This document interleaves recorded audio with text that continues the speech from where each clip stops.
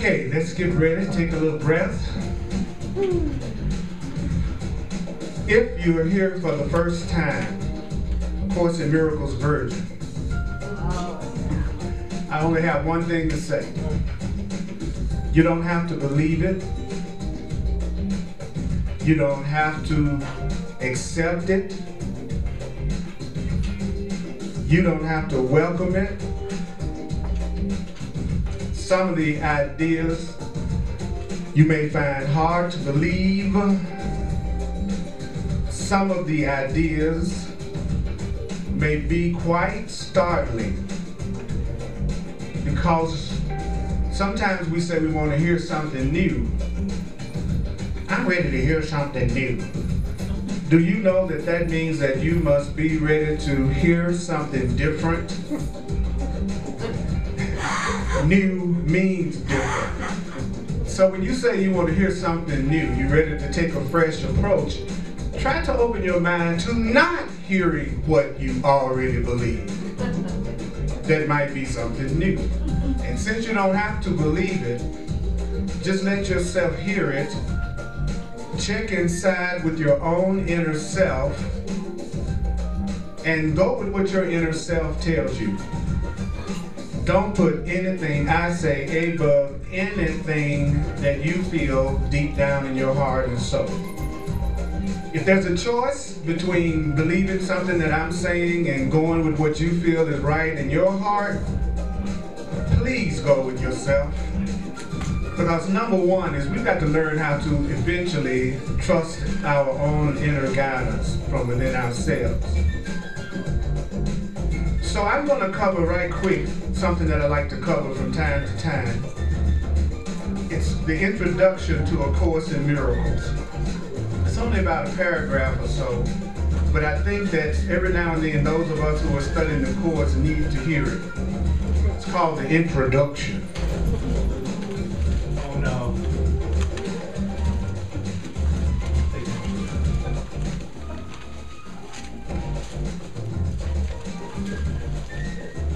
Some of you might just want to listen and close your eyes and let it in, or use it for about a 5-minute meditation.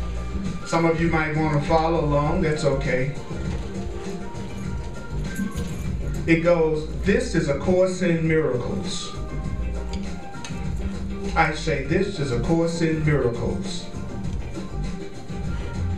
The Course in Miracles is a required course. The Course in Miracles is a required course. That means only the time you take it is voluntary. Only the time that you take the course is voluntary. Free will does not mean that you can establish the curriculum. I say free will does not mean that you can establish the curriculum. Free will doesn't mean that you can establish the curriculum. Free will means only that you can elect what you want to take at a given time. I say that only you can decide, only you can elect what you want to take at a given time. Free will means that only you can select how much you want to take at a given time. This course does not aim at teaching the meaning of love. This course does not aim at teaching the meaning of love. I say this course doesn't aim at teaching the meaning of love, because the meaning of love, teaching the meaning of love is beyond what can be taught. Love is beyond what can be taught. Love is beyond what can be taught. Love is beyond what can be taught. The Course in Miracles does aim, however, at removing the blocks. The Course in Miracles aims at removing the blocks, removing the blocks, removing the blocks, removing the blocks, removing the blocks, removing the blocks. Did I say removing the blocks? The Course in Miracles aims at removing the blocks to the awareness of love's presence. Remove the blocks to the awareness of love's presence is the purpose of the Course, is to remove the blocks to the awareness of the presence of love that's already in you. Do you know that love is your natural inheritance? Love is your natural inheritance. Love is your natural inheritance. You should have love as your natural inheritance. The opposite of love is fear. The opposite of love is fear. The opposite of love is fear. So what is all-encompassing can have no opposite. What is all-encompassing can have no opposite.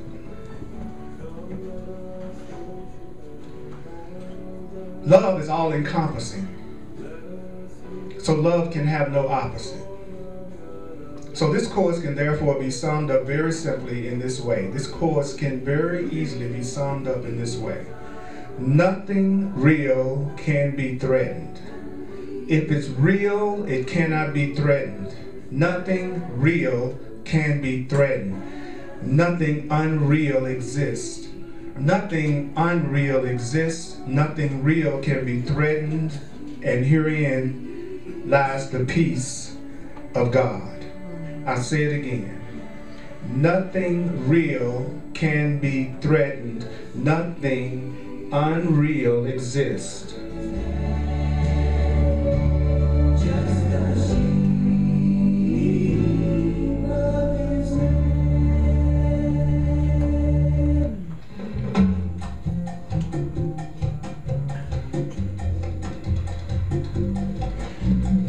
Nothing real can be threatened, nothing unreal exists. Nothing real can be threatened, nothing unreal exists. Nothing real can be threatened, nothing unreal exists. Nothing real can be threatened, nothing unreal exists. Nothing real can be threatened, nothing unreal exists. Nothing real can be threatened, nothing unreal exists. If it's real, it can't be threatened. If it's real, it can be threatened.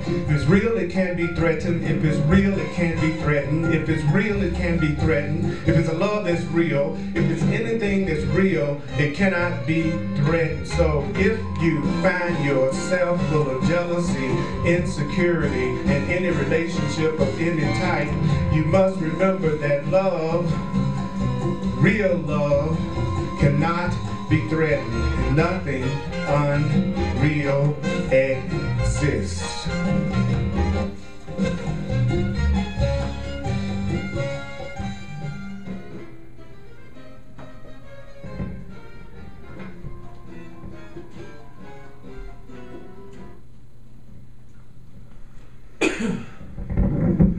Go, Daddy. So what does that mean? Well, this is a course in miracles. This is a course in how to see things in a different way. It's a course in correct perception. The course teaches that if we have a correct perception of anything, it's a miracle. We see anything correctly, it's a miracle. That's why it's called a course in miracles.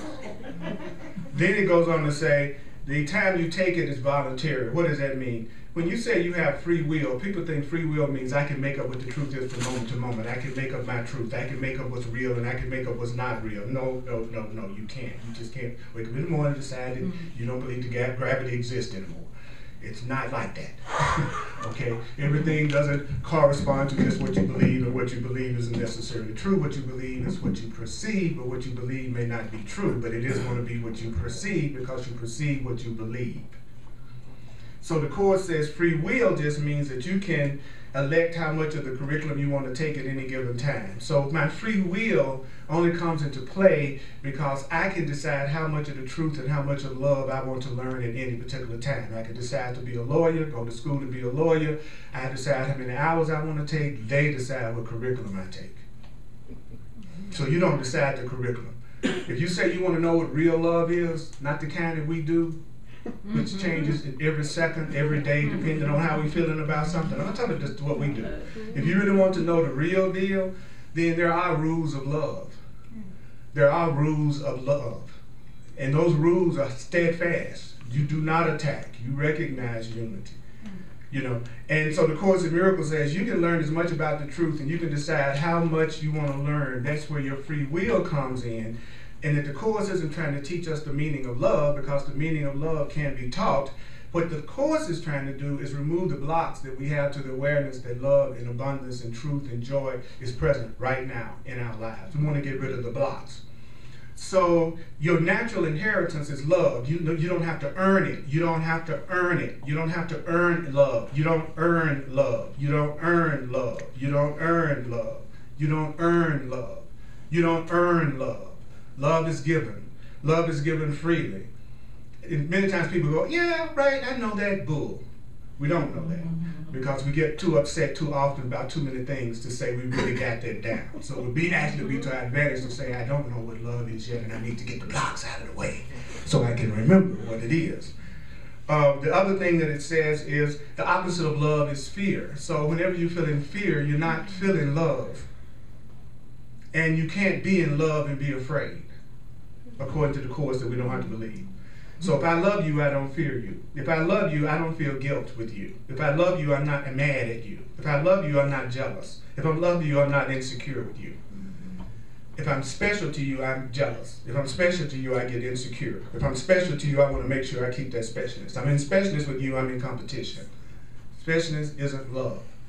Specialness isn't love. Specialness isn't love. Specialness isn't love. Love is different from specialness. Love is different from specialness. Love is given to all equally. Love is freedom. Spirit doesn't love you any more than Spirit loves me. Spirit doesn't love me any less than Spirit loves you. Real love is equal. Real love is the same. Real love is inclusive. Real love never attacks. Real love has no fear. Real love has no guilt. So we pretty much know where we stand. Unless we're in denial. Okay, does that mean I need to go, oh my God, I don't really know what real love is? Well, great. Now I can stop being so freaking hard on myself. And I can forgive other people because they didn't know what it was either. So what they did was a mistake, and what I did was a mistake. We were both doing the best we could based on an erroneous idea of what love is that we learned from the world. No wonder we do it so pitifully. It's not based on anything real. You think if love was real, we'd be having such problems with it? If the way we were doing it was really the way it is? Of course it's not the way it is. We would be more joyful. We would trust each other. We would feel safer with each other. We wouldn't walk into an experience and our first instinct is, how can I be a little suspicious of what this person might be saying? Because they might be saying something to take advantage of me. That's not love. That's fear. And so the Course says that love is all-encompassing. Love can absolutely include everything that's going on within me. I can be loved unconditionally. Wow, I'm looking forward to that one. And then the last thing it says is that you can sum up the whole Course in Miracles by saying nothing real can be threatened. If it's real, it can't be threatened. If I'm in a real relationship with somebody, no one else can destroy it, affect it, ruin it, change it. So I don't have to walk around scared and jealous all the time. If it's real, it's going to always be there. And if it's unreal, it doesn't exist anyway. You're just pretending like it exists. If I'm in a relationship or friendship and it's full of fear and conflict all the time, I'm not in a real relationship. I'm pretending I'm in a real relationship. As a matter of fact, I know it's so unreal that I have to hide certain things. That's how unreal I know it is. I already know it's unreal. Why? Because I don't feel free to communicate with you completely about everything. That fear is letting me know I got some stuff to do, some stuff to work on. See, it's too easy to recognize the truth. The Course says there's nothing more obvious than the truth, but nothing that we're least willing to see. There's nothing that we're talking in these classes are complicated. It's just that to actually see it and hear it, I'd have to be willing to maybe change my mind and change my approach. So the section I'm going to cover today is a section that's called the responsibility for sight. And the responsibility for sight is on page 448. And I'm going to do the Course in Miracles in plain language. It's written in Christian terminology, but it has its own definitions for everything that it's saying, and so I'm just going to just run it down. Is that cool? Okay. Those of you who really, really want to study A Course in Miracles, I warn you, if you actually will read the book, your life will change completely, and all the things that you're worried about, upset about, that you wondered how it can be solved, will be cleared up in your perception.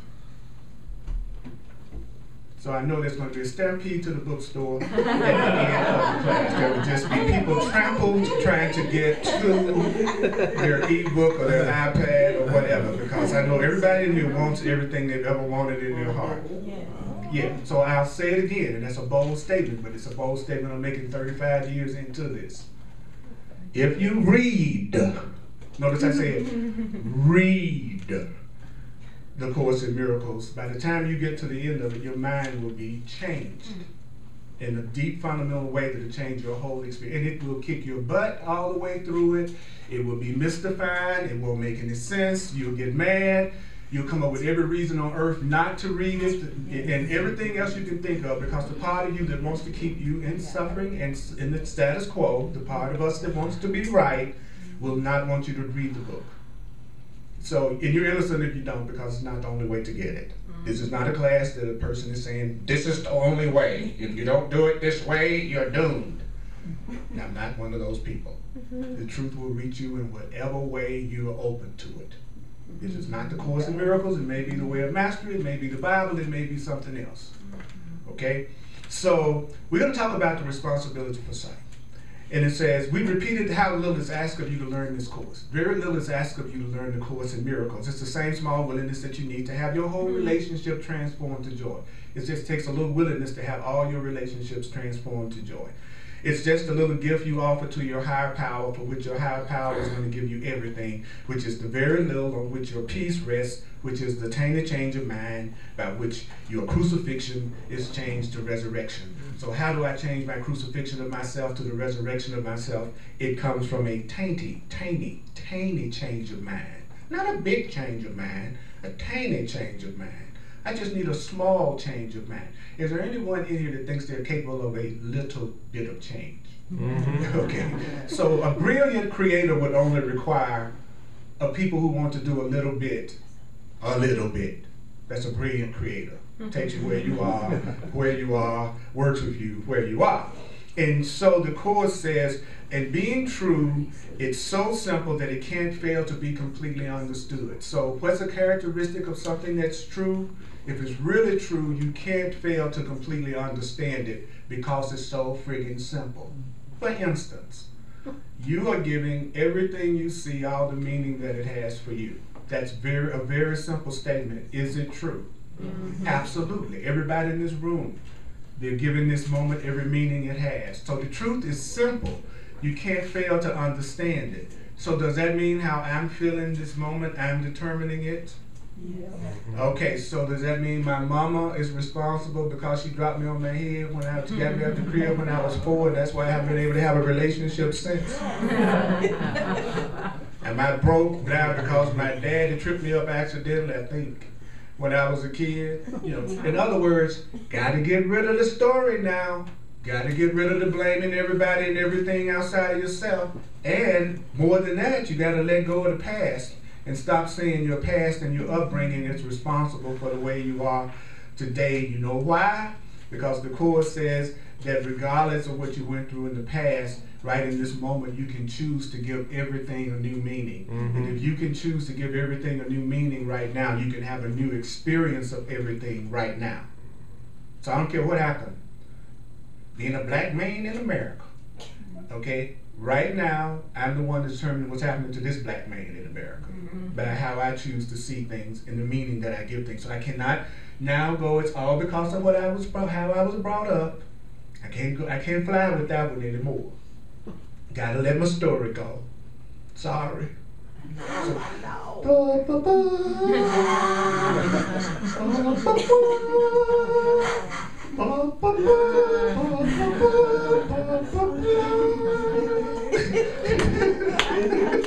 It's time to put your story to rest. And I don't know how to break it to you, but no one was interested in it anyway. They were just trying to be compassionate. They was just hoping you'd hurry up and get through with your story. But if they're your friend, they've heard it before. Probably. Once or twice. I found my diary when I was 10 years or 12 years old.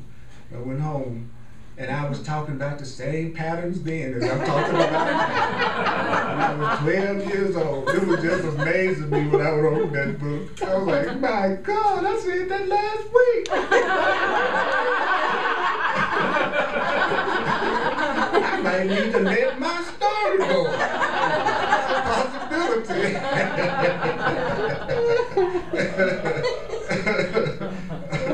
You tell your own story. Like, you get to the point in time that you just get ready to tell your story and you go blah, blah, blah, blah, blah. That's where I am now. I just go blah, blah. Hey, what's going on? Blah, blah, blah, blah, blah. and then blah, blah. And they blah, blah again. Always blah, blah again. And just the other day, somebody told me I had a hot blah, blah. That's important, don't forget that.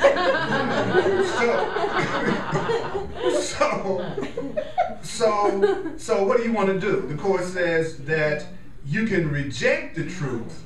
You can reject it. It says, but it's not ambiguous. If you choose against the truth, you won't choose against the truth now because it's obscure or hidden. Like if you choose not to practice the truth now, it won't be because it's hidden and obscure. You've been around long enough to know that you're determining how you're feeling things and you're creating your experience and you're not a victim. So the Course is saying, if you choose not to do it, do what? Have the tainted change of mind that's necessary to be happy. He says, it's rather that this little cost seemed in your judgment to be too much to pay for peace. In other words, me being willing to have a tainted change of mind, me willing to give more decisions up to my higher power, that seemed to be too much of a price to pay. Me not being totally the one that's in charge of everything is too great of a price for me to pay. He says, so now I'm going to say something to you that I'm going to quote right out of this book and see how much your mind tunes in and see how much your mind drifts. Ready? This is the only thing that you need to do for vision. This is the only thing that you need to do for happiness. This is the only thing that you need to do for release from pain. This is the only thing you need to do to have the complete escape from what you think of as sin. All to be given you. Say only this. Notice it said, just say this with no reservations. It didn't say believe this with no reservations. It said say it with no reservations. For here the power of happiness or salvation lies. So let me get this straight. In order for me to have happiness, the only thing I really need to do is to say this. Because in saying this, it's symbolic of my willingness to have it. Do you get that? My saying it is just symbolic of my willingness to have it. Didn't say I had to believe it. But I don't know about you, but I think I'm capable of saying things I don't believe. It's a stretch. I think, have anybody ever had that experience of saying something you didn't believe? Like when you complimented somebody's outfit? Or you told them their baby was cute? Have you ever had that experience of saying something you didn't believe? Well, the Course in Miracles is using our ability to say things that we don't believe to our advantage. So it's saying, say this, even if you don't believe it, which is, I am responsible for what I see.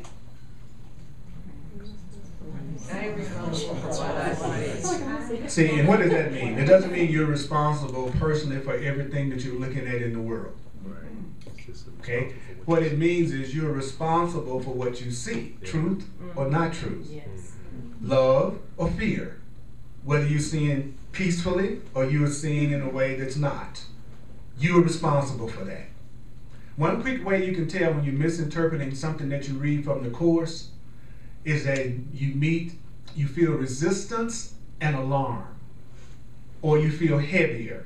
So if you read something from the Course and all of a sudden you feel heavier, like some big responsibility has been put on you, you can just say, oh, I just misinterpreted everything I just got through reading. Because if you ever hear what this is saying correctly, you always feel lighter. You never feel heavier. So you can always tell when your fear is interpreting the Course. You would think it's asking something of you that you have to sacrifice, something that's important. So I watch people literally get angry at the Course in Miracles. And they don't know they're just getting angry at their interpretation of A Course in Miracles. Their interpretation, not the Course's interpretation. So I am responsible for what I see. I am responsible for what I see. I am responsible for what I see. I am responsible. I am responsible for what I see. I am responsible for what I see. Love or fear. I choose the feelings I experience.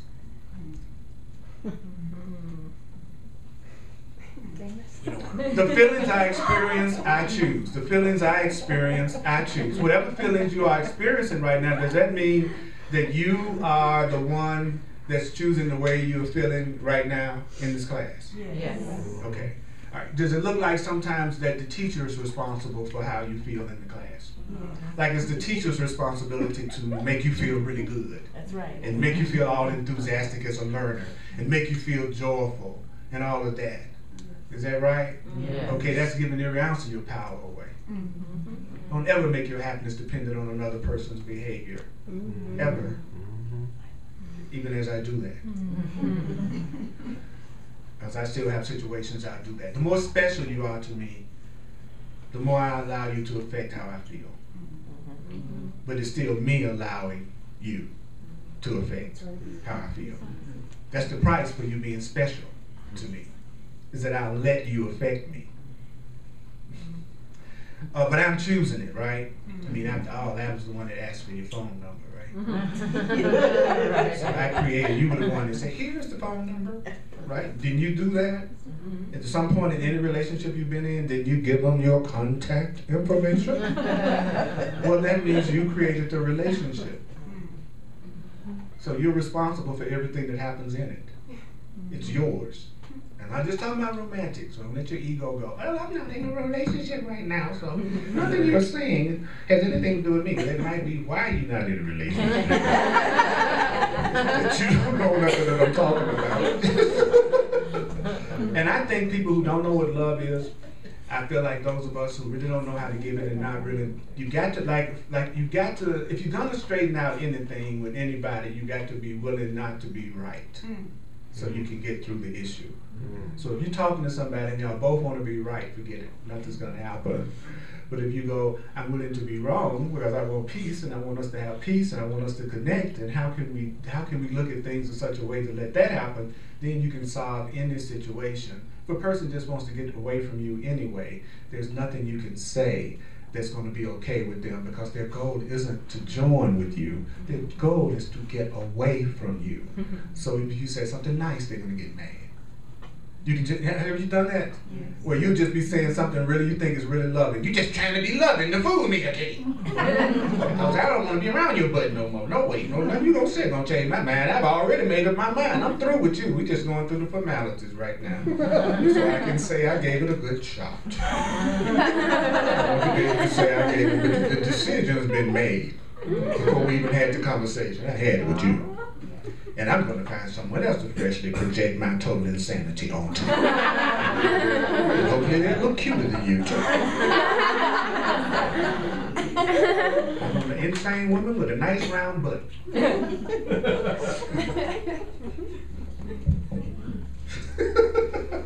I know none of you have ever thought about the body. I'm going to throw them for questions in just a second. Okay. I know you. It was a hunchback of Notre Dame walking by. Y'all want his phone number. Because you all do not pay attention to bodies. That doesn't matter to you all. It's the content of people. Just their thoughts. You all don't pay attention to anything else other than that, because we're spiritual beings. Spiritual beings don't look at butts.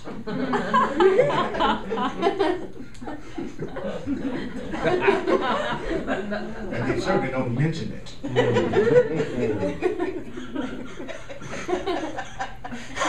This is he a cult leader. Why? He said butt. This is a cult. And he said butt on Sunday. No, him is in his future. Reservation for him. That loving God of ours.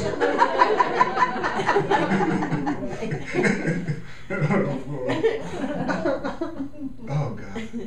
Most people don't even know they're praying to a God that doesn't exist. And then they wonder why their prayers aren't answered. It's like me praying to Bugs Bunny. Bugs. Come on, Bugs, I need a Lexus, man. Come on. I don't care how sincerely I pray to Bugs Bunny, nothing's gonna happen. And no matter how fervently you pray to a God of condemnation, judgment, and fear, nothing's gonna happen, because that God doesn't exist. Only love exists. That which created us loves us. It doesn't love the way we do it. You know, man made God in his image. That's the error we make. That's the error. We project onto God all of the silly, dysfunctional emotions that we have. We get jealous, so God gets jealous. We want to wipe everybody out, so God wipes out the whole world. Except for one man in a boat. He's got a whole lot of cleaning up poop to do. Imagine the ark was funky. Okay, now.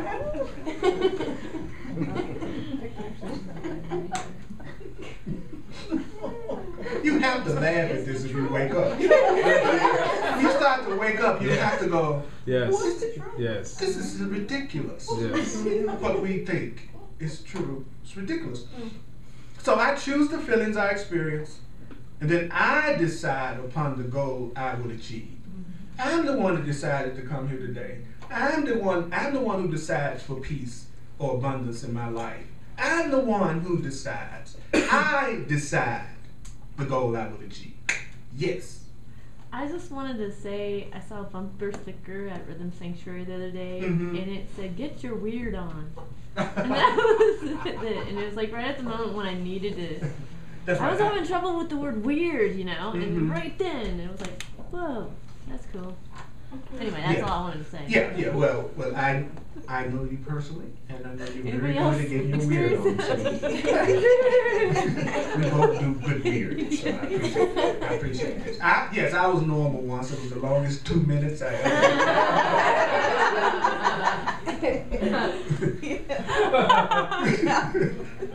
I think it was 3. Have you ever noticed that with normal people, and I'm not putting down normal people, there's a part of me that's that way. You can predict them. You know everything they're gonna say, you know what they're gonna do, you know how they're gonna act. They got a lot of rituals. It's like exactly the same time they eat, the exact same time they watch the same TV shows, they go to the, you know, it's like they're machines that have been programmed. And they just do their programming. And some people, that's okay. That's fine. Some of us, though, we just not built that way because we weren't meant to be. We were born to introduce what's next. Well, society and culture would never evolve without the renegades. That's right. Without the pioneers, without the ones who rebel. Now you can't tell. That's right. Yes. Even though everybody's going to enjoy all the stuff you open up later. I'm enjoying the expressway. You know what I'm saying? But I wasn't one of the pioneers. Well, can you imagine being a pioneer? You're fighting off the Indians and you can't hardly eat nothing to eat and you don't know how to make it and you're trying to make a little wagon go through somewhere that's not even a trail. And then all of a sudden you round a bend and there's the Grand Friggin' Canyon. It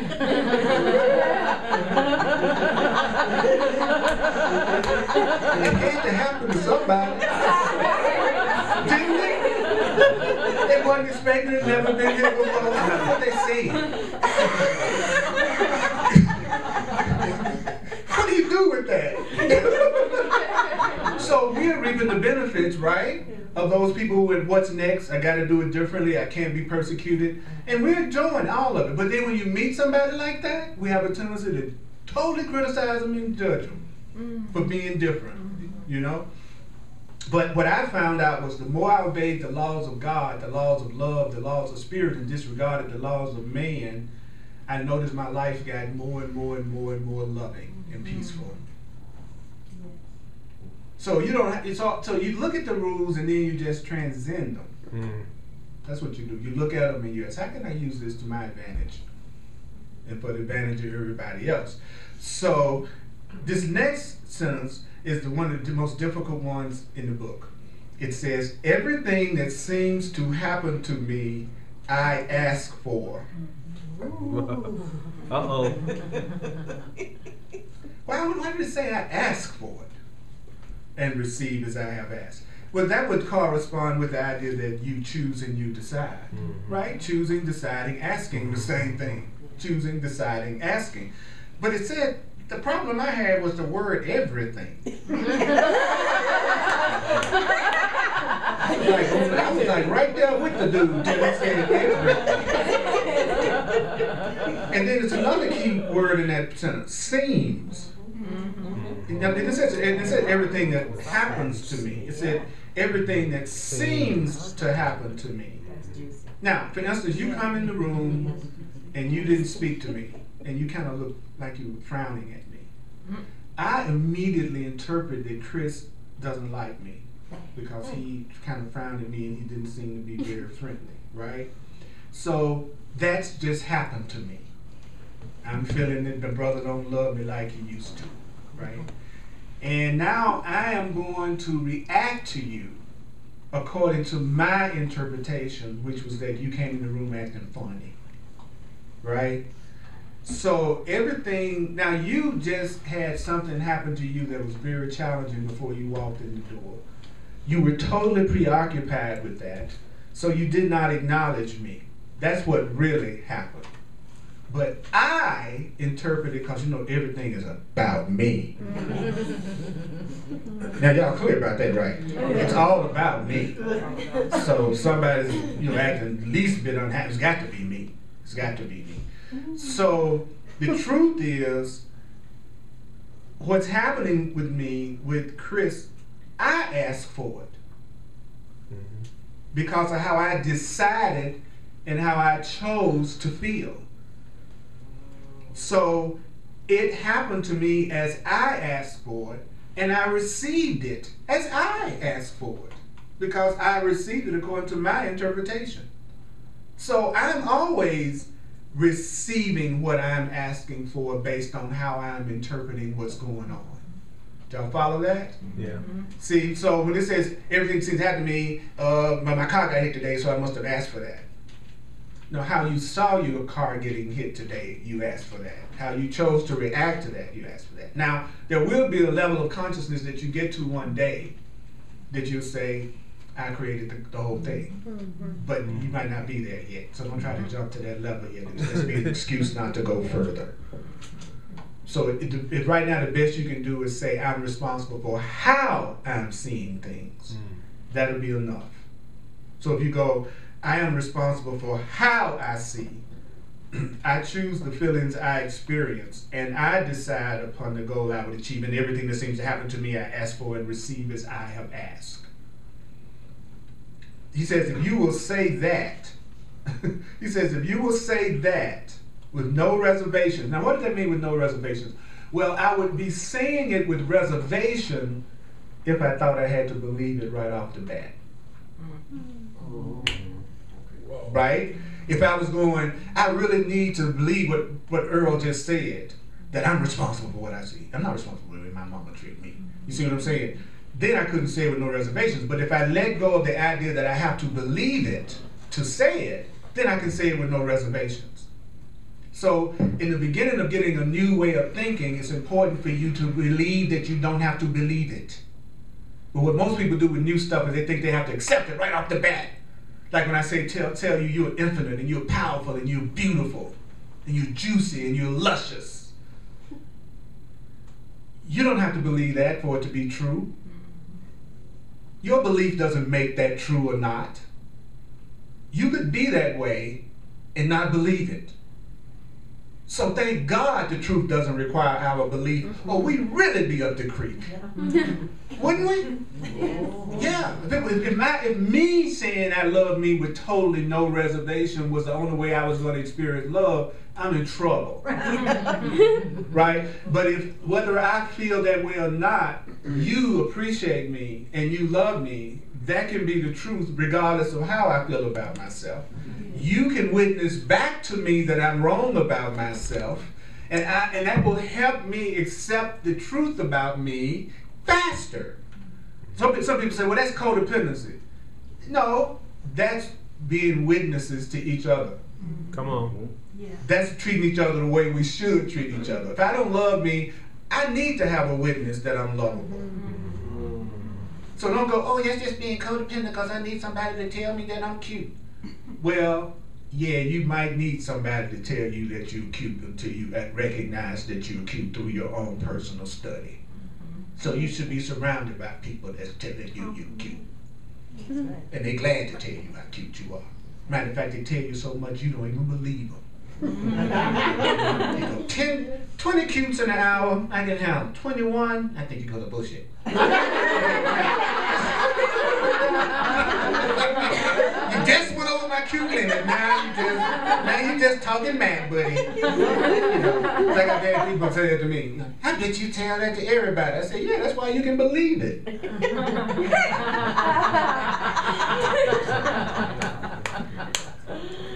A person should be loving to everybody. Try to be truthful to everybody.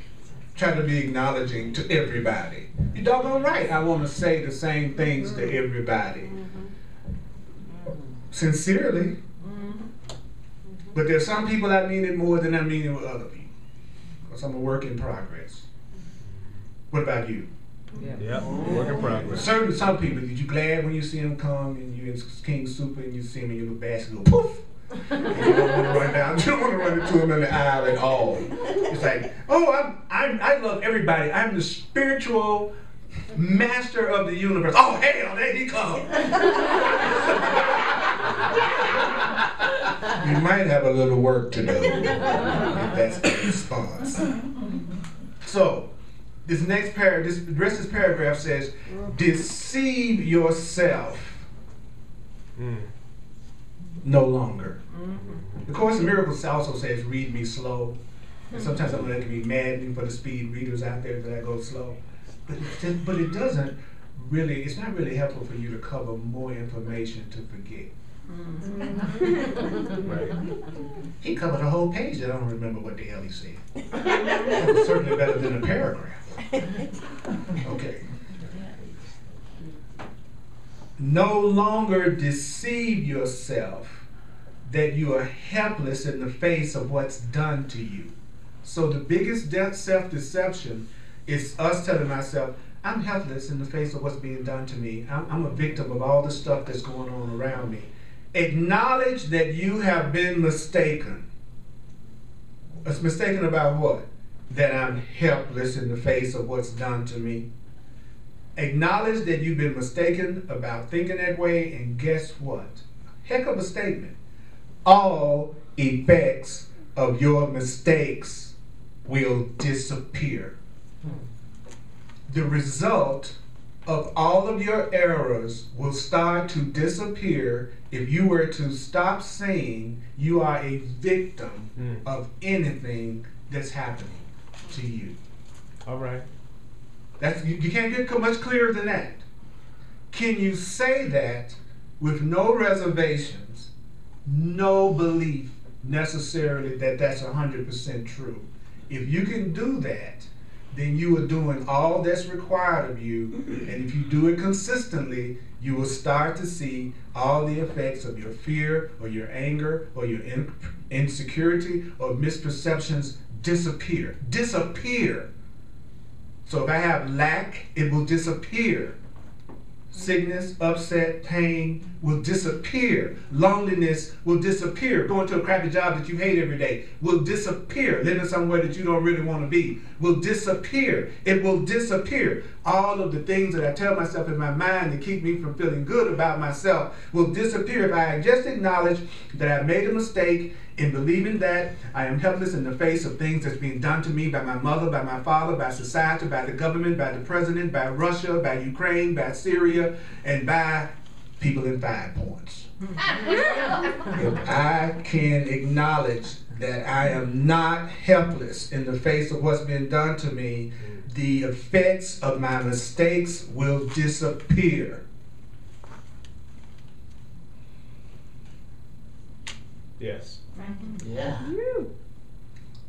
Is there a person in this room that's not capable of doing that? No. Why do you think a person wouldn't do something this simple? Consistently now. I'm not talking about those, just half-ass a little bit once or twice a day and then you're done. I'm not talking about that level. I'm talking about saying it until you feel some sense of relief. Whether that's 100 times, 1,000 times, 5,000 times. You with me on that? Yeah.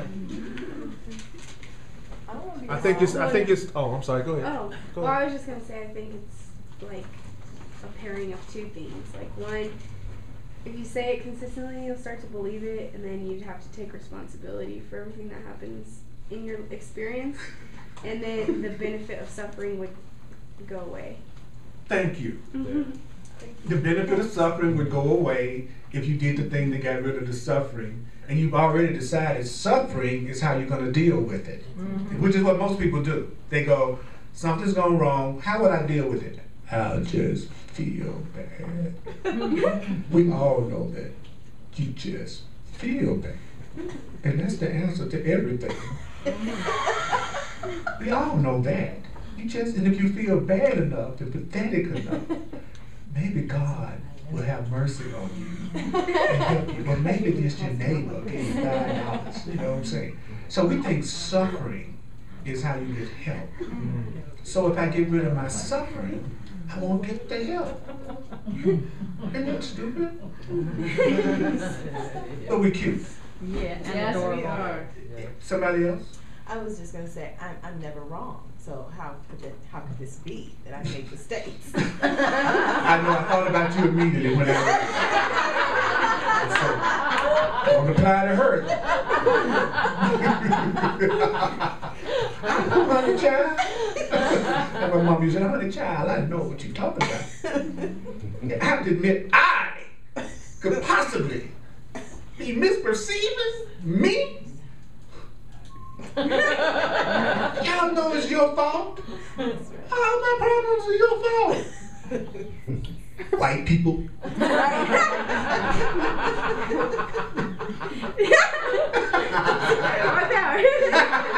White power. You in the right place. Put me right at ease.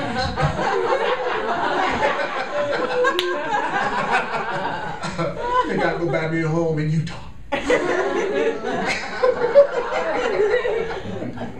Yes. Exciting.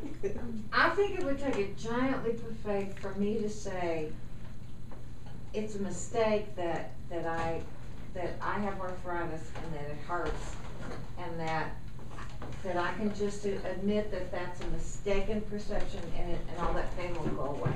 Right. And so if you really want to defend against this truth, what would you do? You would create even more painful arthritis so you could be right. Oh, Yeah, I know. That's the only way you can be a rebellious child to an all-loving God is you have to give yourself pain. If our all-loving Creator only wants to give us love and we want to rebel, then you got to rebel against your own happiness. So rebellion only means you suffer. That's all. Because if I'm going to go against you, then I got to do the opposite. So if that which created us only wants us to have love and fulfillment, and we want to rebel, then we got to give ourselves hell and fear and upset and loneliness and lack. That's what rebel. See, it's okay to rebel against a lie. It's okay to rebel against stuff that you know isn't true, right? It's not helpful. But what happened was I kept rebelling past the time I needed to rebel. It was one thing rebelling against this fear and the anger and the separation that the world teaches. That's great that I rebelled against that stuff. But I don't need to rebel against this. So I found that I was just in the habit of rebelling, and all of a sudden it hit me. It's like, wait a minute, cool, chill, buddy. And go, okay, what do you want me to do? Because everything you tell me to do works out beautifully and joyfully. And even when I try to screw up, you come behind me and you clean it up. So I want to do more of this, and I want to join with more people who want to do more of this. Because the more we join, the faster it all happens for all of us. You don't know how many things that could be hurtful to you won't happen this week because you came and joined together today. You'll never know how many accidents you didn't have, or where you didn't get run down on Colfax, or where you didn't get the mosquito virus, because you focused on the truth. So we don't even realize how many blessings that we have just because we're able to get here in one piece and sit down. And you, well, where's the blessing? Man, you sitting there. That seems like a pretty good one to me. That we're here today together. And then we're being told just to tell ourselves, acknowledge that you've been mistaken, and all the effects of your mistakes will disappear. If you acknowledge that you've been mistaken. Mistaken about what? That I'm helpless. That's all. Stop seeing yourself as helpless. That's all. You're not helpless. You're the unlimited child of God. You are, like even in the Bible, if you read it, there was a lot of times that Jesus said in the Bible that you could do the things that he did and greater than that you could do. I mean, right there on the page, there's even a line in there that says, don't you know that ye are gods? Exactly. But I never heard that one time growing up in church. Now, did the minister never got up on the pulpit and say, don't you know that you're a God? Yeah. And it's right, now you emphasize the part of the Bible that could scare the hell out of me. Why aren't you emphasizing the part of the Bible that inspires? Right. Well, you won't have as much control over me. Exactly. It's easy to manipulate people through fear. That's it. That's right. So if I make you too afraid, then you come out of your fear. But if I love you, I'm going to free you, and I might not ever see you again. I go through that all the time as a teacher. Because I'm always freeing people, I never know who's going to show up. Because my ministry isn't based on fear. I better make Earl's class, or else he got a hitman that's going on. No pressure for his class. When you go to that class? And I have a mask on. That bitch all big that guesses me because I had the same top on. But you see what I'm saying? I don't want everybody to walk through this door of their own free will because they want to be here. And you'll never see me walk up to you at a party if I haven't seen you in months and go, where have you been? I haven't seen you in the class. You know where the class is. You be here if you want it to be, and it's okay if you're not. That's right. I'm not here to imprison. I'm here to love. Come on. There's enough imprisonment going on. That's right. So I'm not here to imprison you. You're free. You're totally free. Yeah. Well, Earl, that statement, everything that seems to happen to me, I ask for and receive as I've asked. I find that very empowering because it's easier for me when something's going on for me to say, well, what thoughts am I thinking that created this? Instead of saying, this is happening to me. That's right. What thoughts am I thinking that created this in the first place? Yeah. That's what I want to know. That's Yeah. exactly what I want to know. Yeah. Okay. Yeah, Yes, my yes. brother. Well, lately, what I've been dealing with lately is like going out and building a campsite, for everybody's going to be there. You want to do a good job, you get your fire, your meat's put away, you gather the firewood, everything, and the last piece of firewood you grab, the whole mountainside comes down. It takes everything with it except you. And I'm taking responsibility, trying to make the campsite right, trying to make everything right. And then I pulled that last stick out and the whole mountainside came down. I get lost. Well, first of all, that would be like if I was happening to me. First of all, that would be assuming that me pulling the last stick out and everything falling down wasn't for my own best interest and everybody else's own best interest. That everything that's happened, you don't perceive your own best interest, so that means that could have been the absolutely best thing in the long run that could have ever happened that you one day look back on and say, I am so glad that whole avalanche happened with my stuff. Because right now we're just looking at a little bit of the whole picture, trying to judge the whole thing. But if everything is for our own best interest, which is what the truth teaches, even when we don't think so, then somehow or another that's going to serve a purpose that's going to be helpful for you and everybody else. And also think about that there was also, and I understand it from a male perspective especially, if there was a part of you that was saying, I was taking care of this. Not the Holy Spirit was handling this. I'm doing this. And that's the main thought that we've got to let go of. This whole idea of autonomy, this whole idea of self-sufficiency to the point that I'm the one that knows what's best, and I'm the one that's judging what's best, and I'm the one that's in charge. Because higher consciousness means you really begin to realize you are not alone, and that you do have higher guidance, and you're getting smart enough. And notice I said smart enough to start calling on it. Smart enough to start calling. See, most people make up their mind and ask God what to do. They come up with their whole scenario, their whole plan, their whole map, how they think their life is supposed to be. Then go, now I'm going to go to the Holy Spirit. I'm going to the higher power. You didn't ask the higher power nothing. You're telling the higher power what to do. You're dictating to the higher power what to do. You're not asking. This is my plan. Do it. Do it, God. You know, it's like God is like a genie. You had to rub God's belly, whatever it is. Come on, little genie, God. I want a car. Come on with it, God. Come on, God. You know, that's what we approach it.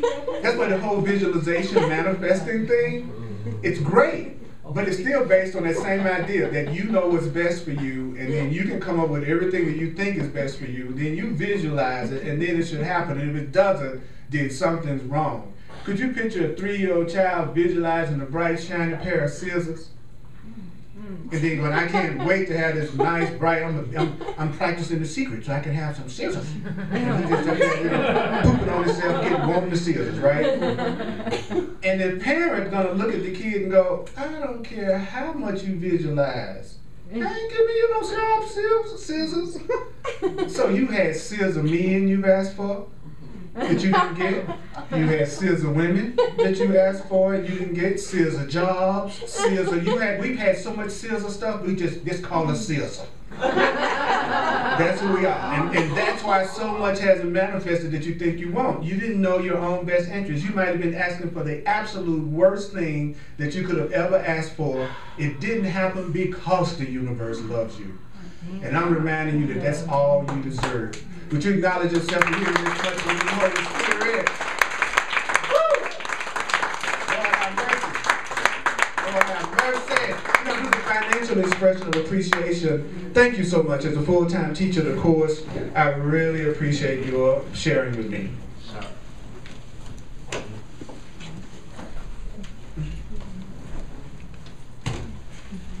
And those of you who are watching on the internet, if you'd like to make a financial expression of appreciation, I would really appreciate it. Just go to earlpurdy.com. And I'm also available for one-on-one sessions called Clarity Sessions, where I use my 40 years of experience with astrology, numerology, and the Course in Miracles.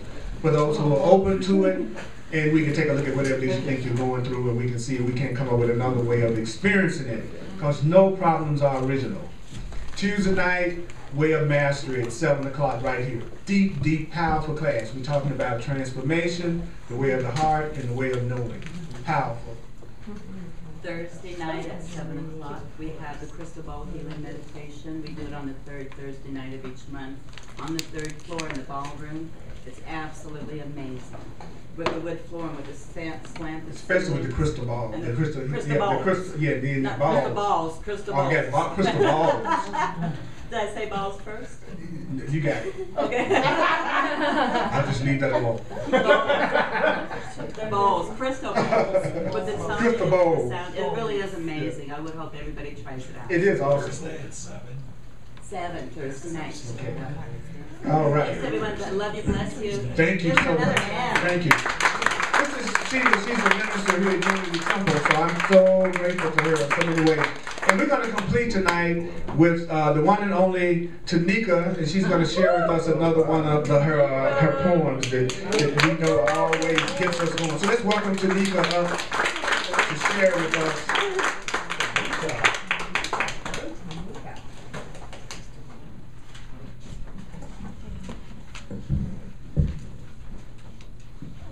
Thank you guys for being beautiful people. I can say that for sure. So let's give it up to Tamika. Let's give it up. Getting up, standing up in front of a group. Y'all know how that is. You know, so let's give us some love. Let's give us some love. Yeah, I'm pretty much having a heart attack right now. Every time I get up here, I do. So that nobody has to call 911 is a good thing. I can't find the poem that I was gonna read. I know it by heart, kinda, but I don't. That's why I wanted to do it this way. But this one is called Dismantling. Limited beliefs are thieves that try to steal my peace away from me, making me afraid to be. In all honesty, I don't know what that means. I'm green. I've been in a box locked by self-imposed locks, dodging imaginary blocks, dodging imaginary rocks, building a wall of invisible blocks so y'all can't see my flaws or know the cause of me projecting on you, is what I've learned to do. I was born to remember the truth, been given proof. It seems strange and deranged that I came here to play this game and all my mind can come up with is shame and blame. Well, that's no fun, so I'm seeking the one. And I'm denying the gun and the urge to run. I want to bask in the sun with the lottery I won, eventually making partner with like Demi Moore and Patrick Swayze did in Ghost, enjoying lazy days and warm sun rays, giving life my most. Dismantling limited beliefs. Be gone from me. I'm through with you. I'm looking up at the sky thinking God forgiven me. Eyes to see that His glory is all I need to feed the creativity that has been dormant in me.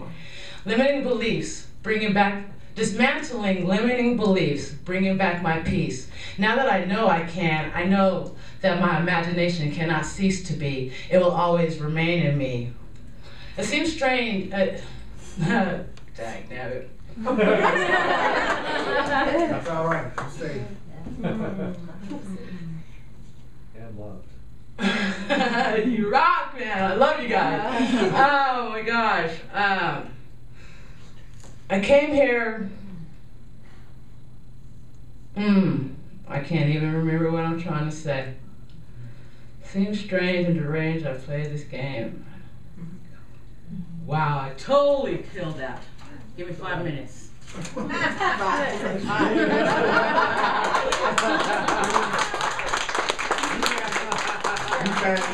Okay, so here's the thought that we want to take while she's doing that. You stay up here. It's what we were saying earlier, which is, I am responsible for what I see. I choose the feelings I experience, and I decide upon the goal I would achieve, and everything that seems to happen to me, I ask for and receive as I have asked. I am responsible for what I see. I choose the feelings I experience, and I decide upon the goal I would achieve, and everything that seems to happen to me, I ask for and receive as I have asked. Beautiful. Alright, now I'm going to start this all over again, and then Earl can take us out like he does. Limiting beliefs are thieves that try to steal my peace away from me, making me afraid to be. In all honesty, I don't know what that means. I'm green. I've been in a box locked by self-imposed locks, dotted imaginary rocks, building a wall of invisible blocks so y'all can't see my flaws or know the cause of my projecting on you, is what I've learned to do. I was born to remember the truth, been given proof. It seems strange and deranged that I came here to play this game and all my mind could come up with is blame and shame. Well, that's no fun. So I'm seeking the one, and I'm denying the gun and the urge to run. I want to bask in the sun with the lottery I won, eventually making pottery like Demi Moore and Patrick Swayze did in Ghost, enjoying lazy days and warm sun rays, giving life my most. Limited beliefs, be gone from me. I'm through with you. You're history. Looking up at the sky, thinking God forgiving me. Eyes to see that His glory is all I need to feed the creativity that has been dormant in me. Dismantling limiting beliefs, bringing back my peace. Now that I know I can, my imagination cannot cease to be. It will always remain in me. It's funny I now think this way. I give it all to the times I prayed. I paid a cost for being lost and I remained brave. It's time to go, I know, moving on a different flow, maybe start wearing an afro, mix the sativa with Indo, and let my mind explode, revealing the load of gold inside the shell as I exhale the well of knowledge. I made a mental collage of my heritage that brought this barrage of thoughts to me about having limited beliefs. I'm feeling relief. My mind is at ease. My life is looking better. I've weathered the storm, and I'm pleased. Dismantling limiting beliefs, bringing back my peace. Now that I know I can, my imagination cannot cease to be. It will always remain in me. All right. Thank you.